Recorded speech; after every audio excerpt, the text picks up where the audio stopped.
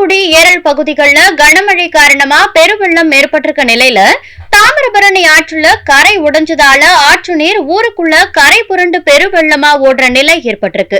அது மட்டும் இல்லாம அங்கு தகவல் தொழில்நுட்பம், மின்சாரம்னு அனைத்து வசதிகளுமே துண்டிக்கப்பட்டிருக்கிறதால லட்சுமிபுரம், வளவல்லன் உள்ளிட்ட 20க்கும் மேற்பட்ட கிராம மக்கள் உணவுகள் உதவி ஏதுமின்றி தண்ணீர்ல தத்தளிச்சுட்டு வருவதா தகவல் வெளியாயிருக்கு. மேலும் அந்த பகுதிகளில் நிலைமை மிகவும் மோசமா இருக்கிறதாவும் தகவல் வெளியாகியிருக்கு. இதனால அந்த பகுதிகளில் சிக்கியிருக்க மக்களை மீட்க அரசு விரைந்த முயற்சிகள் மேற்கொள்ள வேண்டும் என்பதே பல தரப்பு மக்களின் கோரிக்கையா இருக்கு.